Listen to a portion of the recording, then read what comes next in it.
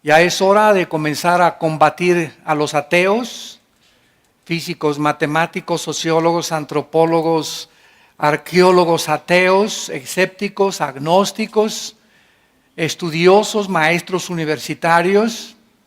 Ahora el próximo mes tengo una conferencia de líderes en una universidad en Omaha, Nebraska, la pueden ver en nuestra página de internet, con puro personas de nivel universitario en Estados Unidos, maestros también, muy preparados todos, y ya podemos pararnos enfrente de cualquier plataforma como cristianos con este libro por delante.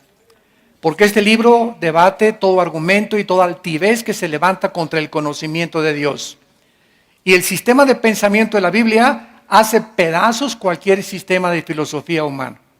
Tenemos las armas, las municiones, cargados en nuestras vidas, en nuestro corazón, para poder presentar defensa de la esperanza que hay en nuestras vidas. En este mensaje acerca de las evidencias de la existencia de Dios, vamos a comenzar a hacer algunas preguntas o interrogantes, las cuales vamos a ir contestando y vamos a ir desbaratando filosofías y argumentos en contra de la existencia de Dios. Esto es muy importante para todos ustedes por la televisión que nos ven, que están en la universidad, a sus maestros como estudiantes en la secundaria, en la primaria también, para que tengas armas y puedas contestarle a los maestros la absurda e irrazonable manera de pensar de negar a Dios. ¿Es razonable creer en Dios? O sea, partiendo del razonamiento, ¿es razonable creer en Dios o es irrazonable creer en Dios? ¿Puede probarse la existencia de Dios sin apelar a creencias religiosas o sin que alguien nos tenga que decir, es que tienes que creer en Dios porque es un dogma de fe? ¿Podemos probar la existencia de Dios sin que seamos obligados a creer en Dios? ¿Cómo podemos saber que realmente existe Dios? ¿O no hay manera de saber que Dios existe? ¿Existen evidencias para la existencia de Dios? Millones de personas actualmente viven completamente ajenas a la realidad de la existencia de Dios. O tal vez piensan que se fue Dios de vacaciones, o que solamente somos iguales a los animales y que existimos sin ningún propósito ni sentido para vivir. Este concepto popular puede proveerle a millones de seres humanos pues cierta libertad y autonomía, pero jamás les podrá librar de la vaciedad y de la falta de propósito para sus vidas. Continuamente estoy leyendo acerca de billonarios, deportistas, famosos, artistas de cine, políticos, que continuamente vemos que tienen casas de 50, 75 millones de dólares. Una serie de vehículos, ¿verdad? 10, 15 vehículos de los más exóticos que te puedas imaginar. Cuando son entrevistados estos artistas, deportistas, políticos, dueños de empresas multimillonarias, confiesan el 95% de ellos, soy una persona enteramente vacía, rodeada de cantidad de cosas y de cantidad de gente, pero en mi corazón y en mi vida soy la persona más sola del mundo. Una de ellas es un mexicano muy conocido y tal vez reconocido como el más grande millonario de México, que continuamente expresan su soledad y la vaciedad de sus vidas. Millones de personas también actualmente tienen medios para vivir, pero sin embargo no tienen significado para vivir. En Eclesiastés capítulo 6, versículo 1 y 2, el rey Salomón comenzó a examinar la vida sin Dios, porque él apostató, el rey Salomón apostató. Y cuando el rey Salomón apostató y probó esa vida sin Dios, dijo, voy a probar mi vida ahora con placeres, a disfrutar a las mujeres que tengo, tal vez drogas, también experimentó con drogas, voy a hacer esto, voy a hacer aquello. Y cuando Salomón quiso salirse del control de Dios y experimentó todo lo que aparentemente el mundo le sigue ofreciendo a todos los seres humanos, Salomón concluyó y dijo en Eclesiastés 2 del 1 al 2, le dije a mi vida, voy a probar esto, voy a probar aquello, pero a la risa le digo en lo que es y al placer, ¿de qué sirve esto? Entonces, tenemos ejemplos como el de Salomón, ¿verdad? Cantidad, como repito, actualmente en políticos, deportistas, artistas, que llegan a la misma conclusión. Actualmente tenemos también contactos aquí en México, ¿verdad? Con muchos artistas que se están convirtiendo, vedettes que se están convirtiendo, como ustedes no se imaginan. Tenemos una cantante muy famosa en México, ¿verdad? Que ya levantó una iglesia, gracias a Dios, y a su iglesia asisten cantidad de artistas y cantantes famosos, y todos llegan así. Vengo, ¿verdad? Del mundo artístico, de todo el mundo me alaba mi cuerpo precioso, vedettes con unos cuerpos increíbles, parecen Barbies, y divorciadas 2, 3 veces. Operadas 50 o 100 veces o no sé cuántas veces, levanta la mano y se les levanta la patita también cuando se mueven muchas veces, ¿verdad? Y esto lo comprobaron en el último Miss Universo. En el último Miss Universo que hubo, el 80% de las muchachas en Miss Universo, el último que hubo, menores de 23, 24, estaban todas, el 85% tenían más de 4, 5, 6 cirugías en su cuerpo. Que más pompis, que más pantorrillas, que más esto, que más busto, etcétera, etcétera. O sea, llegan esas mujeres que no han desarrollado sus músculos, ni sus tejidos, ni sus tendones. Y como dice el más grande de los cirujanos plásticos que vive en Miami, Florida, si una mujer se opera antes de los 40 años, arruina para siempre su cuerpo. Porque los tejidos no han sido completamente afirmados, entonces se les comienza a los 30 años a deformar, o se les hace la boca así, o se les cierran los ojos, o se les jala más, y ya no son ellas. Entonces, ¿cómo es posible, verdad, que antes de esa edad ya quieran ellas meterse cuchillo? Pero todo ¿por qué? Por la competencia que existe. Es que es bella, quiero ser más bella que ella. Y desgraciadamente, si tú te metes a una telenovela, escogen a las mujeres más bonitas y a los hombres más guapos. Y creemos que así somos todos. Y no es cierto. La mayoría tenemos cara de armadillo.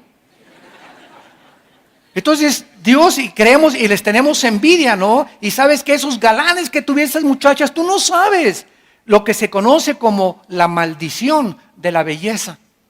El precio que se paga por ser tan bello, tan guapo, tan bonita.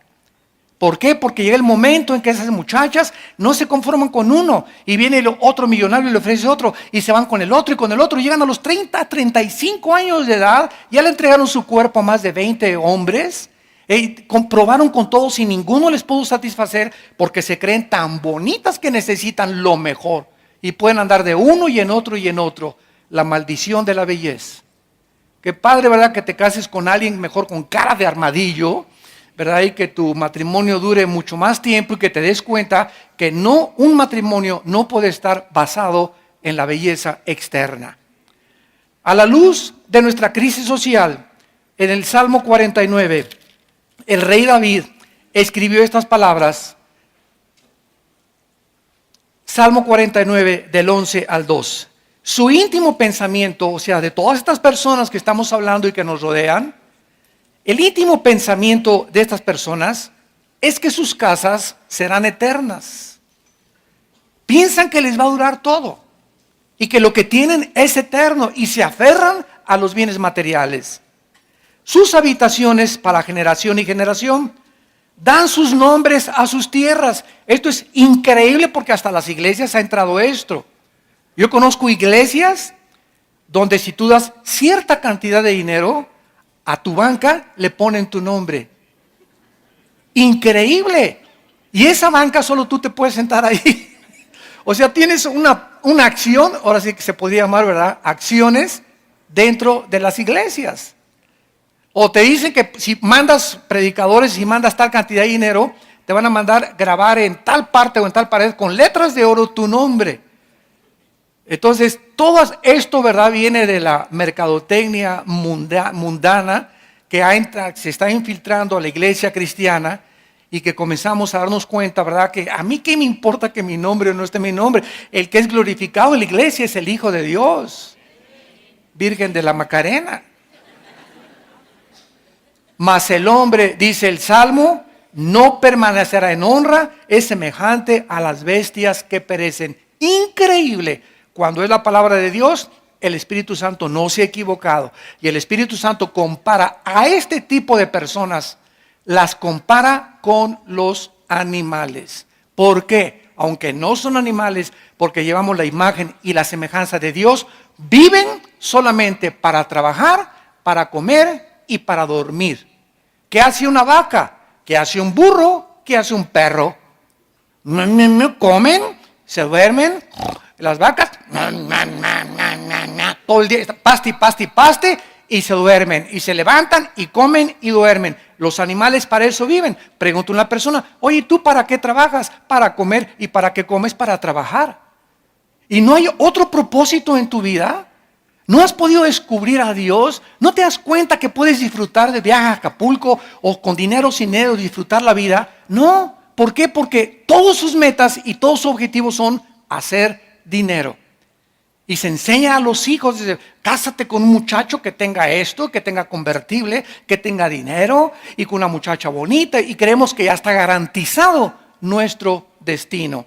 Dice el versículo 16 al 20 del mismo capítulo 40 de los Salmos, no temas cuando se enriquece alguno, cuando aumenta la gloria de su casa, porque cuando muera no llevará nada, ni descenderá tras él su gloria. Aunque mientras viva llame dichosa su alma y sea loado cuando prospere, entrará en la generación de sus padres y nunca más verá la luz. El hombre que está en honra y no entiende, otra vez se vuelve a repetir, es semejante a las bestias que perecen. El doctor Erich Fromm, que no era cristiano, pero está reconocido en el mundo académico como uno de los más grandes especialistas en la conducta humana, el doctor Erich Fromm escribió estas palabras que están bastante relacionadas con lo que acaba de decir el rey David. Dijo así el doctor Fromm, la mayoría de las personas que me visitan sufren de una muerte interior del alma. Viven en medio de la abundancia, pero no tienen gozo ni tienen paz. Estamos hablando de un psiquiatra, ¿verdad? Que famosísimo, reconocido como de los mejores que hay, que está reconociendo que hay algo mucho más en sus pacientes que les hace falta. En otras palabras, me visitan millonarios, me visitan hombres, médicos, diputados, políticos, y me doy cuenta que todas estas personas que me visitan no se diferencian de los animales, son como zombies. Parece que no tienen alma, no tienen más que un objetivo, vivir para qué, y ya que tengo dinero, ya que tengo belleza, ¿y ahora qué sigue? Ya fui presidente de la República, te dura 6 años, compadre, el puesto. Ya fuiste gobernador, te dura 4 años o 6 años. Y cuando acabes eso, ¿qué? Y ya soy guapo, y ya soy artista, y cuando llegues a los 40 años, que tengas cara de rana, ¿verdad? Y que ya se te haya quitado de la belleza y todo, ¿qué? ¿Vas a seguir viviendo en eso? Obsesionada, como las artistas de Hollywood, como Elizabeth Taylor, que a los 80 y tantos años de edad se casó la niña 9 veces. Veamos ahora entonces la importancia de tener a Dios. El tema de la existencia de Dios tiene muy serias consecuencias para la existencia de cada uno de nosotros. Porque ningún otro asunto es más importante para el ser humano y profundo que estar conscientes que no somos animales. Que no vivimos solamente para producir, para hacer dinero, para destacar, para ser adorados, para ser aplaudidos, para ser reconocidos. Hay cosas mucho más profundas que esas en la vida.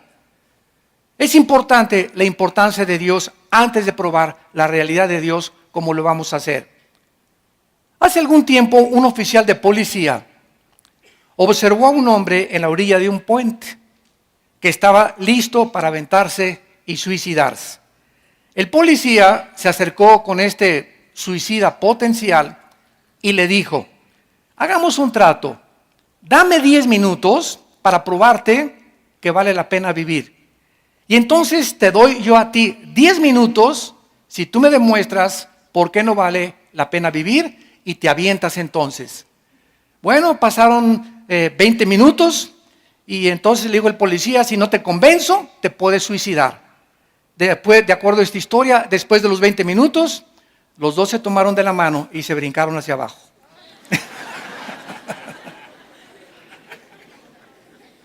Esta historia nos hace preguntarnos: ¿vale la pena vivir? ¿Cuál es la base lógica? ¿Cuál es la razón de nuestra existencia? ¿Para qué vivimos? ¿Cuál es la base de nuestros valores morales? ¿Cuál es la base de todas las cosas morales y racionales? ¿Cuál es la base de nuestra dignidad y de nuestra personalidad? Un gran hombre también literato, William Shakespeare, inglés, escribió Hamlet y otras obras. Yo me recuerdo cuando era joven que también estuve mucho tiempo en el drama y me encantaba la actuación. En una obra de teatro en la escuela me dieron el papel de Hamlet: morir, vivir, dormir, no más. He aquí el problema, que es más levantado para el espíritu sufrir los golpes y los dardos de la insultante fortuna, o levantar las armas contra un piélago de calamidades y haciéndole frente a acabar con ellas. No se me olvidan todavía todas esas frases de la obra de Hamlet que tenía yo que repetir. Y es lo que dice Hamlet: morir, dormir, no más. O sea, ¿no te gusta vivir? Mátate. Así dijo Hamlet: es morir o dormir. ¿Estás vivo? Sí. ¿Sabes una cosa? Forja tu carácter, porque si estás vivo vas a sufrir. El mundo es para aquellos que arrebatan el reino de Dios. Y si comienzas: y me traicionó, y me puso los cuernos, y me divorcié, y ya nadie me quiere, y a la víctima, y me pasó esto porque hizo estas cosas, y como cuando comenzamos a hundirnos en una autolástima y en victimizarnos, y cree que mi mamá y no me comprende, y mi novio y mi novia, y cuando no somos lo suficientemente maduros para saber que en este mundo en el que vivimos es un valle de sombras, de valles y de muerte, de tragedias, de violencias naturales, de problemas morales. Todos vamos a ser traicionados alguna vez, todos vamos a ser perseguidos, todos vamos a ser odiados, todos vamos a recibir calumnias. Todos estamos en un mundo de pecado controlado por Satanás. Ahora, para enfrentar este mundo tan cruel en el que vivimos, se necesita que fortalezcamos interiormente nuestra vida interior. Y esta es la razón por la cual cuando cayó la bolsa de valores hace algunos años en Nueva York, el 60% de los billonarios se suicidaron.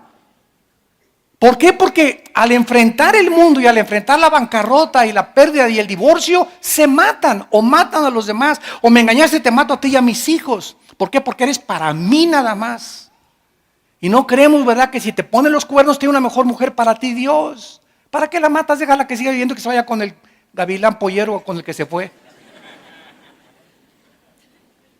Pero se necesita, ¿qué cosa? Carácter para poder enfrentar la vida. ¿Y saben algo? Que cuando venimos a Cristo, esto es lo que el Espíritu Santo está tratando de formar en todos los soldados que pertenecemos al ejército de Cristo: carácter. Nos está Dios blindando para aguantar misiles Tomahawk. Ya no balitas 22 ni 25. Los misiles que nos avienta el maligno y los problemas que enfrentamos en el matrimonio y en los divorcios y en la persecución y en el gobierno y en las malas entendidos, etcétera, etcétera. Tenemos que seguir de pie y acabar con gozo, no amargados. Porque el que se amarga en esta vida no entra a la tierra de Canaán. Escúchame muy bien: el veneno más grande que te impedirá acercarte a Dios y recibir su gracia es la amargura. Amárgate contra alguien o contra algo y es el veneno más grande que tu alma pueda tener. Entonces, si no hay Dios, ¿verdad? Somos como animales y es como si estuviéramos en una librería mirando los libros, pero sin tener la capacidad de leerlos. En otras palabras, vivir sin entender por qué vivimos. Como animales en una librería, viendo miles de libros y sin poder entender ningún libro. Vivir en la vida sin entender por qué estamos aquí. Porque existe el sol, el diseño maravilloso, la belleza, porque existe el sufrimiento, porque Dios permitió la maldad. Todo tiene respuestas en la Biblia. Y necesitamos esas respuestas para poder seguir viviendo y seguir ayudando a millones de personas como tú y como yo, antes de Cristo, que necesitan el mensaje de la gracia de Dios.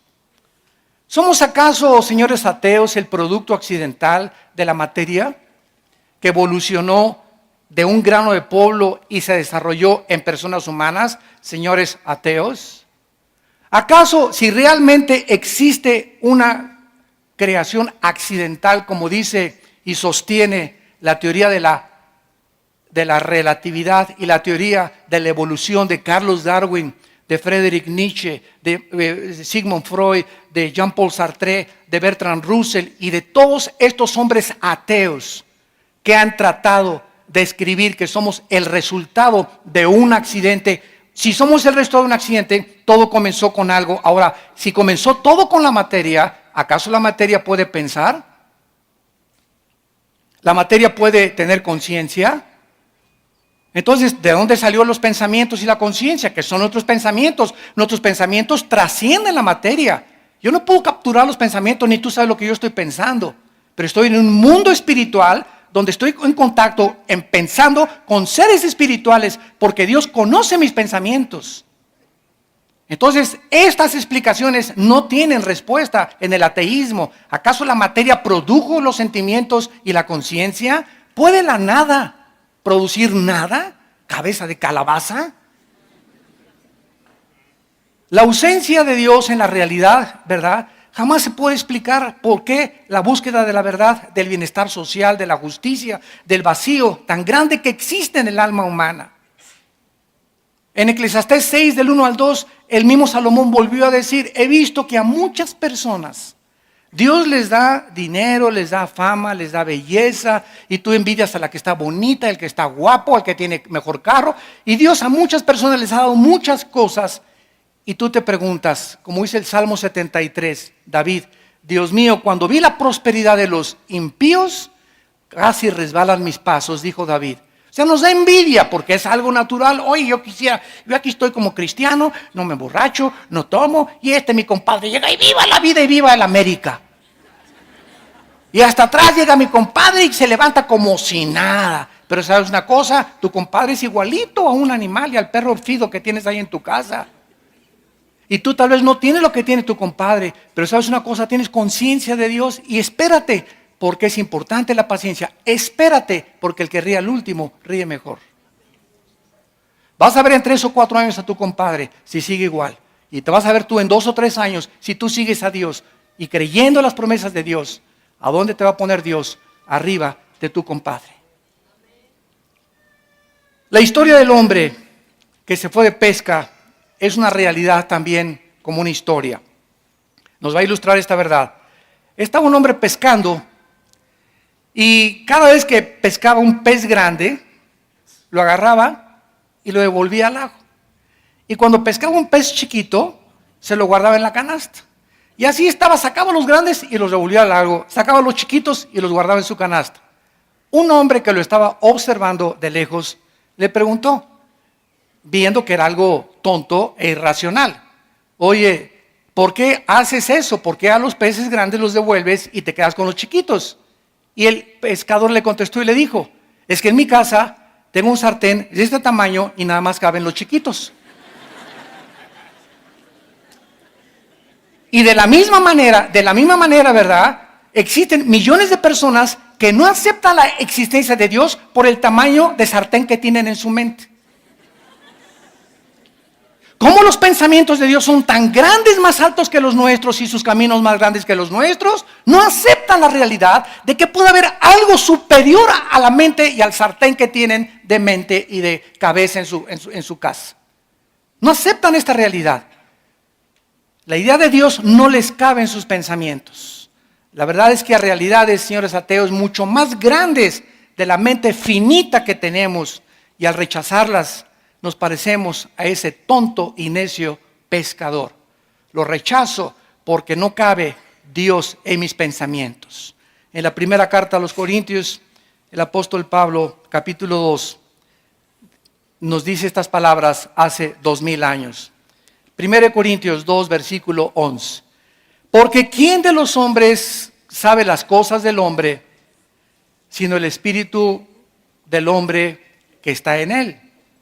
Así tampoco nadie conoció las cosas de Dios, sino ¿quién? Sócrates, Platón, Darwin, Nietzsche, Hitler. La Biblia dice que nadie conoce la mente de Dios. Y el único que conoce la mente de Dios, el único que conoce la mente del gran maestro de maestros, creador y diseñador de los cielos y de la tierra, es el Espíritu Santo. Bueno, si solamente hay alguien que conoce la mente de Dios, que es el Espíritu Santo, te necesito, ven a mi vida, porque si no tengo al Espíritu Santo, ¿qué cosa? Nadie puede conocer a Dios. Y esta es la promesa que Dios nos hace. Recibirán el Espíritu Santo cuando reciban a Jesucristo como Señor y Salvador.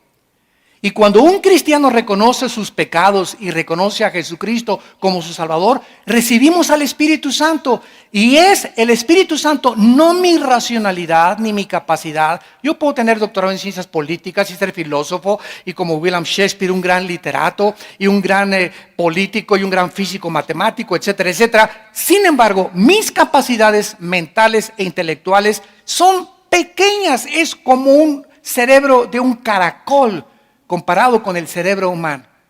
Es incapaz e imposible que el ser humano, por sus facultades naturales, entienda a Dios. Es Dios el que tiene que entrar a nuestras vidas para que nosotros comencemos a entenderlo. ¿Y cuál es el libro que el Espíritu Santo usa para poder comenzar a guiarnos a conocer a Dios? La Biblia. No hay otro. No es el Código Da Vinci, no es el Evangelio de San Judas Tadeo, no son los libros que encontraron por allá escondidos, no es los libros de José Benítez, El caballo de Troya, no es esas cosas. No esperes conocer a Dios en los autores de libros del mundo, porque ellos hablan barbaridad y medias. Les llamamos diarreas mentales, yo les llamo marihuanadas. Profesando ser sabios, se creen necios. Y comienzas a leer esto al filtro de la Biblia y te espantas de la realidad. Dice el mismo capítulo de 1 Corintios 2 que solo el Espíritu Santo conoce las cosas de Dios. Entonces dice el versículo 12, y nosotros hemos recibido al Espíritu del mundo, no lo hemos recibido, sino el Espíritu de Dios, para que sepamos lo que Dios nos ha concedido. En otras palabras, aquí todos ustedes que nos ven y que nos oyen a través de la televisión y del radio y del internet, etcétera, etcétera, todos los que están atentos a esta conferencia están conscientes de una realidad. Solamente en tu vida hay una o dos partes del Espíritu. O tienes el Espíritu del mundo, por eso actúas como el mundo, por eso le crees a los autores del mundo, por eso sigues las cosas del mundo, o tienes al Espíritu de Dios. Y si tienes al Espíritu de Dios, tu vida se encuentra en una transformación. Y cada vez estás comprendiendo más a Dios y entendiendo más sus pensamientos. Cada vez hay más amor en ti, cada vez hay más paz, cada vez hay más gozo. Cada vez comienzas a producir como un árbol fruto, porque el Espíritu de Dios radica, mora dentro de ti. Y dice el versículo 13, lo cual hablamos no con palabras enseñadas por sabiduría humana. Cuando alguien llega y me dice, hermano Alducin, usted es un hombre sabio, ¿verdad? Y cualquiera podría decir, pues que no te habías dado cuenta desde antes.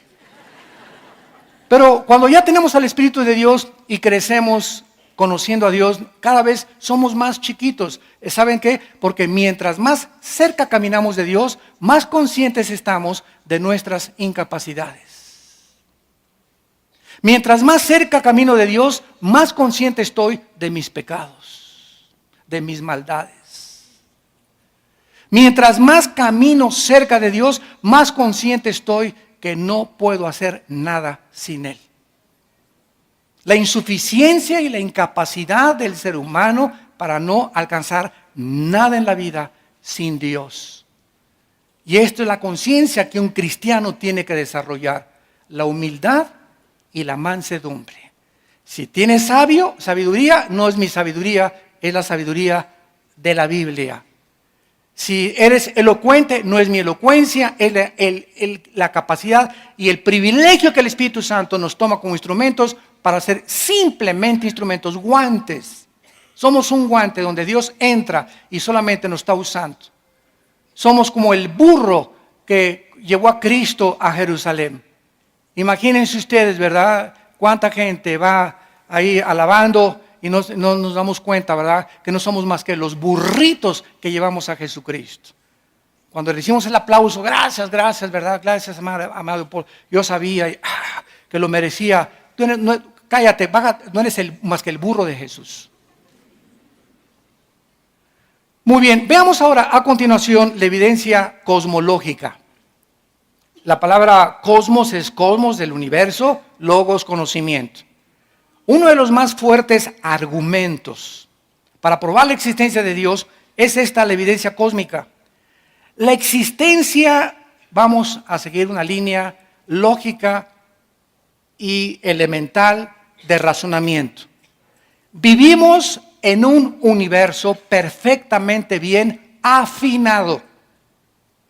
El universo en el cual nos encontramos es como una computadora perfectamente bien afinada y diseñada, caminando 1000 veces mejor que la maquinaria de un reloj.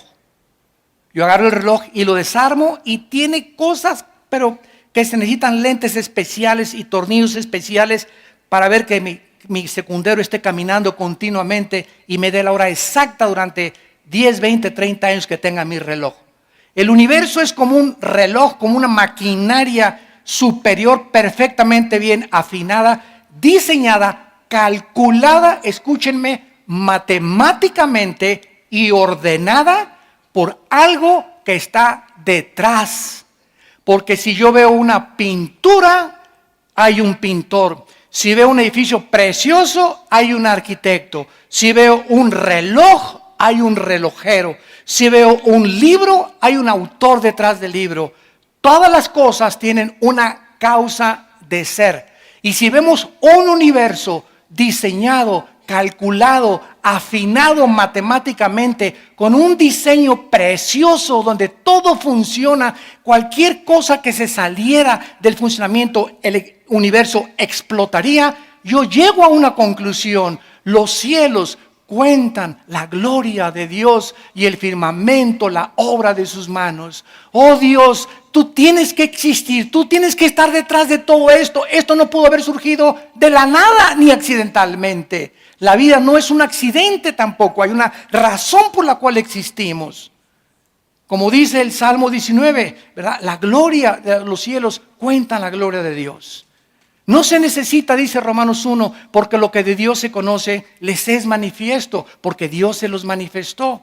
Y está hablando de los paganos que no tienen la Biblia, porque las cosas invisibles de Él, su eterno poder y deidad, se hacen claramente, lo que es invisible se hace visible a través de las cosas hechas, de manera que ni los aucas, ni los aztecas, ni los chichimecas, ni ninguna tribu, ni ningún pagano, ni budista, ni nadie tiene excusa para decir el universo se hizo solo. Por eso en la conferencia que dimos ayer, la religión del anticristo, demostramos que desde el hinduismo, que es la religión más antigua, hasta nuestros días, el hombre es incorregiblemente religioso, como dijo Sigmund Freud, el psicólogo vienés. El hombre es incorregiblemente religioso. Siempre a través de todas las civilizaciones y de los años, el ser humano ha tratado de adorar algo, sentir algo, y los que no van a las pirámides de Teotihuacán. Hazme el favor. Van a las pirámides de Teotihuacán a recibir energía por el amor de Dios. O se van a las a las pirámides de Egipto. Tantas cosas que inventamos, ¿verdad? Pero es que estamos conscientes de que hay algo que trasciende nuestra conciencia humana y la vida natural del ser humano en este planeta. Vean ustedes en Isaías 40, hace 2750 años, lo que este profeta escribió acerca de Dios. Isaías 40, versículos del 12 al 14. ¿Quién midió las aguas con el hueco de su mano? ¿Saben ustedes la cantidad de agua que existe en el planeta Tierra? ¿Saben ustedes que 2/3 partes del planeta son agua? Y dice el profeta, guiado por el Espíritu Santo, que esta cantidad de agua cabe en la mano de Dios. Es simplemente usando comparaciones para que tengamos una ligera idea nada más de la grandeza de Dios. Con 3 dedos juntó el polvo de la tierra. Fíjense, en una mano de Dios cabe todo el agua del planeta Tierra. Le bastaron 3 dedos para los trillones de trillones, cuatrillones, quinquillones de granitos de arena que hay en el mundo. Dios los juntó con 3 dedos. Pesó los montes con balanza y con pesas de los collados. En otras palabras, cuando Dios fundó este planeta, lo midió. La Tierra tiene que tener esta circunferencia. No hizo que aparezca una bola ahí flotando. Midió exactamente Dios porque Él es el gran diseñador. Y la Tierra tenía que tener exactamente la curvatura, la inclinación de 23 grados y medio sobre su eje exactamente. La distancia que tenía que tener la Tierra del Sol tenía que ser perfectamente bien calculada, porque más cerquita del Sol o el Sol más rojo o menos azul no podría producir la fotosíntesis. Tendría la Tierra que dar su giro en 24 horas para que nosotros no sintiéramos que estamos en la rueda de la fortuna, ¿verdad? Ahorita la Tierra está girando a cierta cantidad de kilómetros sobre su eje en 24 horas y al mismo tiempo nuestro planeta está siendo trasladado. Gira y se traslada y ninguno lo siente. Pues gracias a esto Dios calculó para que el movimiento fuera perfecto y para que a través de este movimiento de la Tierra y su traslación hubieran 4 estaciones del año. Para que no nos aburriéramos con puro invierno, con pura primavera, con puras hojas cayéndose en el otoño, ¿verdad? Para que tuviéramos diferencias y supiéramos que la vida tiene cambios. Hoy es primavera, ahora el otoño se comienzan a caer y así es la vida. La vida a veces tenemos valles, ¿verdad? Donde estamos tranquilos y y hay montes que subir. Hay montes y valles. En los montes nos ejercitamos, bajamos a los valles, pero en la vida hay sombras y muerte y sufrimiento y Dios nos está entrenando para enfrentar la vida con valor. Dice en el versículo 13, ¿quién enseñó al Espíritu de Jehová? ¿Los ateos? ¿Quién puede? Si este Dios existe, estamos siguiendo solamente la ley de la cosmología.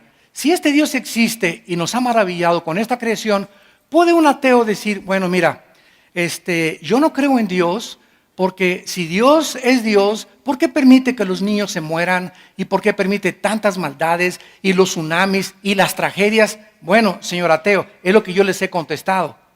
Tú no estás dudando, fíjense, tú no estás dudando, tú te dices ateo y me estás diciendo que eso fue lo que te guió al ateísmo, porque el 90% de los ateos son ateos heridos,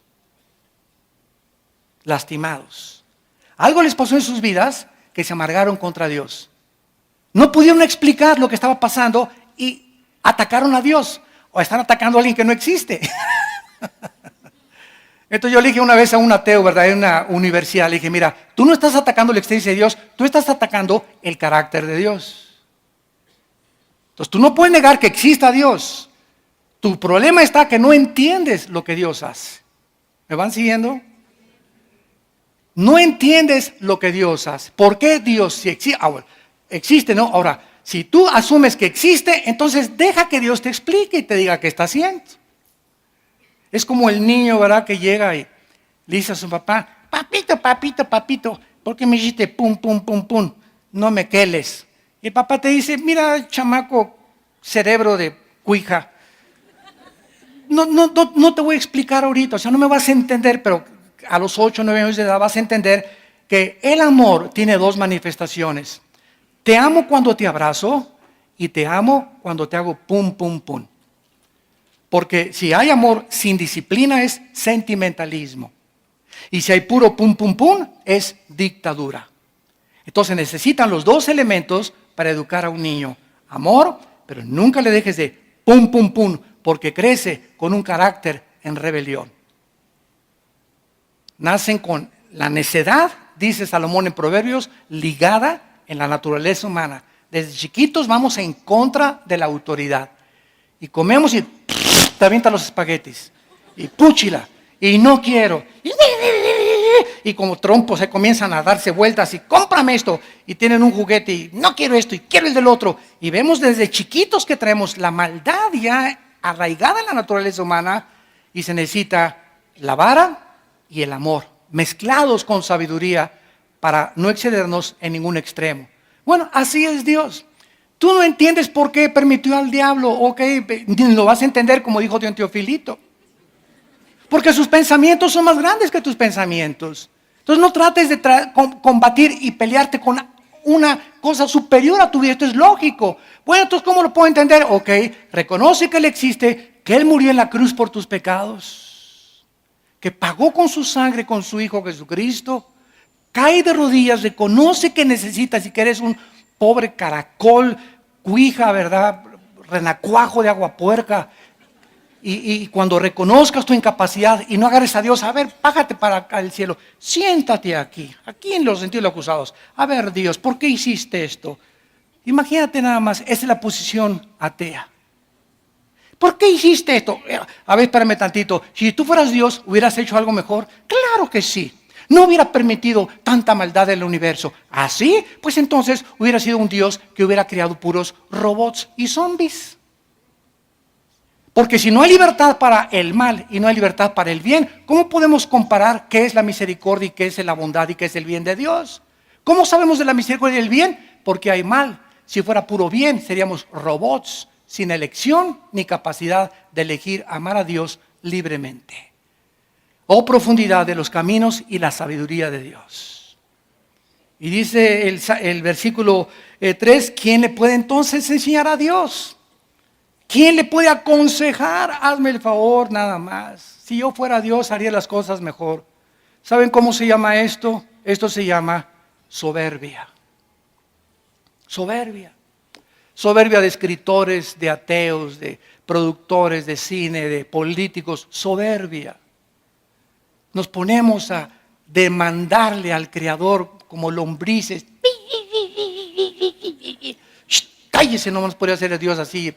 Y se acabaría todo, y no lo hace, porque Él es grande en su paciencia y en su misericordia. Dice el versículo 14, ¿y a quién le pidió consejo Dios para que lo avisen? ¿Quién le enseñó el camino del juicio? O sea, ¿quién le puede decir que lo que juzga está mal? ¿Quién le puede enseñar la ciencia a Dios o el conocimiento? ¿Quién le puede mostrar la senda de la prudencia? La palabra prudencia en hebreo es tebuná, que significa inteligencia. ¿Quién? Entonces, ¿cuál es el papel del ser humano? El Señor da y el Señor quitó, sea su nombre bendito. Dios, enséñame, me arrepiento hasta el polvo y enséñame tú el camino. Yo no soy nada ni nadie sin ti. Vengo a seguirte y a obedecer tu santa voluntad. Ese es nuestro papel como seres humanos. No somos dioses. Y cuando tú hagas esto, no te imaginas las bendiciones que Dios derramará sobre tu vida. En esta evidencia cosmológica, ¿verdad?, que podríamos extendernos un poco más, encontramos pues también una frase del gran filósofo Jean-Paul Voltaire. Voltaire dijo, si Dios no existiera, ante ver la cosmología del universo, sería necesario inventar a un Dios. Fue lo que dijo Jean-Paul Voltaire. Si Dios no existe, hay que inventarlo, porque esto no puede haber salido de un accidente. Entonces, todo este peso de la evidencia cosmológica también se confirmó por los científicos. ¿De qué manera científicamente se demostró la existencia de Dios? Por la segunda ley de la termodinámica. ¿Qué dice esta ley? Que todo absolutamente en el universo está sufriendo un desgaste natural de la energía, lo cual se conoce como la ley de la entropía. Todo se echa a perder. Nuestro cuerpo está envejeciendo todos los días, muriéndose celularmente. Los edificios tenemos que cambiar la pintura, el agua se echa a perder, todo se oxida. El refrigerador nos muestra que la ley de la evolución no existe. En lugar de que estemos evolucionando, está retrocediendo. El universo está consumiéndose. El sol está perdiendo millones de toneladas más a cada segundo. El universo no ha existido eternamente. Es como un reloj que se le dio cuerda y se le está acabando la cuerda. Y los científicos lo reconocen. Sin la ley de la entropía o de la segunda ley de la termodinámica, no existiría ninguna ciencia. Absolutamente ninguna, porque todas se basan en la primera y la segunda ley de la termodinámica. Antes de que estas leyes fueran descubiertas, la Biblia en el libro de los Hebreos, capítulo 1, ya hace 2000 años, decía estas palabras. Hebreos capítulo 1, versículo 10. Tú, oh Señor, en el principio fundaste la tierra y los cielos son obra de tus manos. Fíjense lo que dice el libro de Hebreos.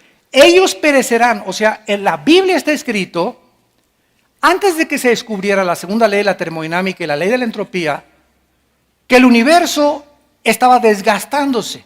Y hace 2000 años no había telescopios, calculadoras, ni las computadoras que tenemos actualmente. Pero el autor Hebreos ya está escribiendo y está profetizando que el universo va a perecer, va a llegar a un fin, mas tú permaneces.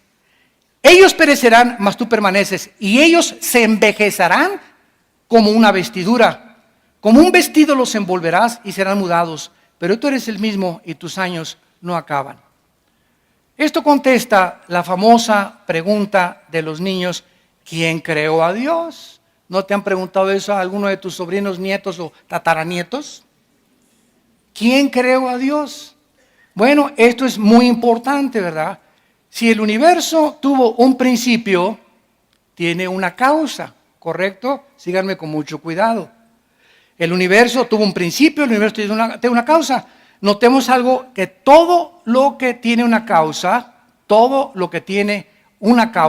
¿verdad? Tiene un principio. Pero notemos que no dijimos que todo tiene una causa. Dios, para contestar esta pregunta a los niños, mijito, Dios no tiene una causa, porque Él ha existido no desde el principio.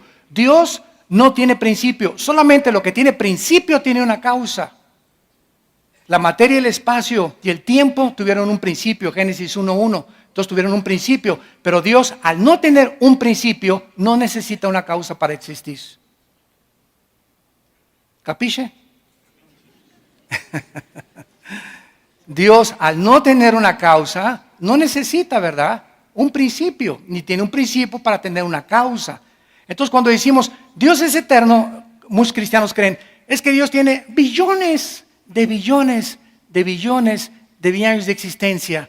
O sea, metemos a Dios a nuestras 4 dimensiones en que vivimos y creemos que Él está viviendo nuestras 4 dimensiones, pero nuestras 4 dimensiones tuvieron un principio.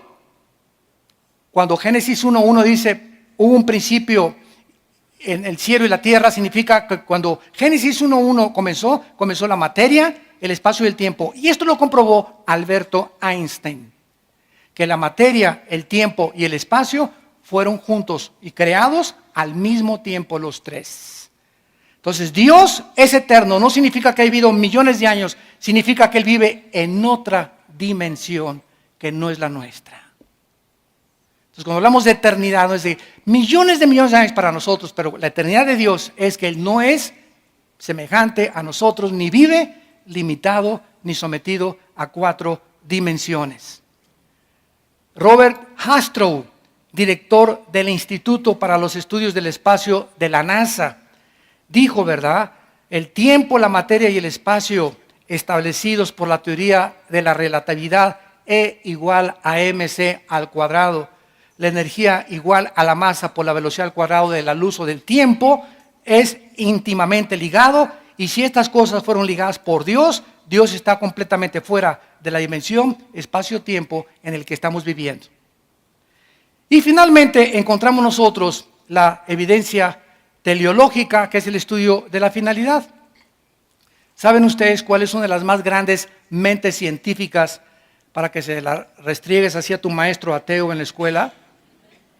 Isaac Newton. Una de las mentes científicas más grandes. Nació en 1642, murió en 1727. Isaac Newton escribió en su libro La filosofía de Newton de la naturaleza. Métete al Google y la puedes localizar. La filosofía de Newton de la naturaleza. Newton escribió: cuando veo la distancia perfecta del Sol a la Tierra, no puedo creer que haya sucedido por accidente. Este universo es maravilloso y solo pudo provenir de un ser inteligente que gobierna y ordena todas las cosas como Señor de todos y de todo, mi Señor Jesucristo. Newton era cristiano y escribió comentarios del libro de Apocalipsis. Y podríamos seguir diciendo más evidencias, el diseño de la vida. Ahora que se descubrió en 1954, el doctor Crick, el ADN, el ácido desoxirribonucleico, que forma todas las células que tenemos en el cuerpo, comenzó el mundo a introducirse en que dentro de todas nuestras células hay un código, un software. Y para que haya información, un código, tiene que haber alguien que puso esa codificación. No se puede codificar nada sin una mente inteligente. ¿Quién puso en cada uno de los billones de mis células de mi cuerpo y del tuyo la información para reproducirnos exactamente iguales? Esto es maravilloso. La evidencia de la conciencia moral. Emmanuel Kant, 1724-1804, escribió en su libro La crítica de la razón. Dos cosas llenan la mente con asombro y admiración: los cielos llenos de estrellas y la ley moral dentro de mi vida. Todos estos hombres del pasado reconocieron de alguna forma a los filósofos griegos que Dios existía. ¿Cuándo surgieron los ateos? En el siglo XX. Cuando alcanzamos la tecnología y los descubrimientos científicos, el hombre se envaneció en sus razonamientos. Su necio corazón fue entenebrecido y, profesando ser sabios, se hicieron necios. Y finalmente, la evidencia cristológica realmente es la más grande evidencia de todas. Esta evidencia no puede ser descartada tan fácilmente. El gran filósofo francés Jean-Jacques Rousseau dijo en 1735 de ninguna manera Rousseau simpatizaba con el cristianismo. Escribió: si la muerte de Sócrates fue la de un filósofo, la vida y muerte de Jesucristo fueron la de un Dios. En su libro The Miracle of Unbelief, el milagro de la incredulidad. Todos estos hombres literatos de alguna forma tenían que llegar a eso. La evidencia bíblica indica que Jesucristo fue el Hijo de Dios, o fue el psicópata, paranoico, maniático, depresivo más grande que la historia ha conocido. O Cristo es lo que Él dijo ser.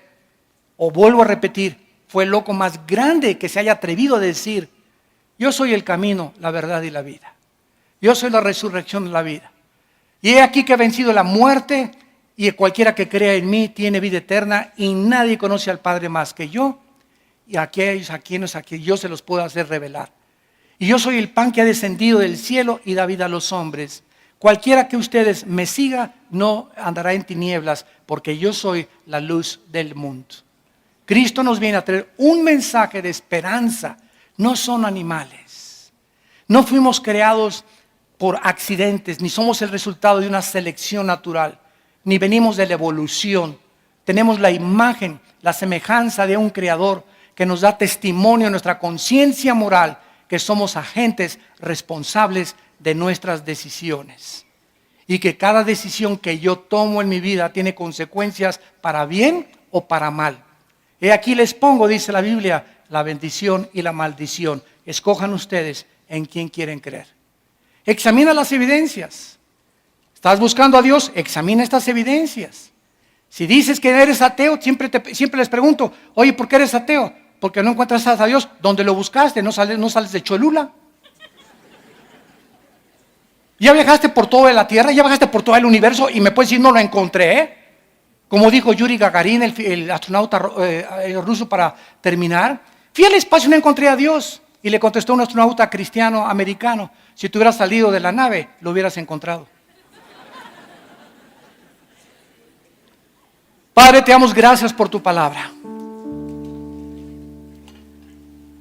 Los cielos cuentan tu gloria y el firmamento la obra de tus manos. Un día emite sabiduría, otro día. No necesitamos ni siquiera oír palabras ni tu voz audiblemente. Porque lo que tú nos has dado a conocer, lo podemos percibir por el diseño, el orden, el cálculo, la belleza que nos rodea. Un universo perfectamente afinado como una máquina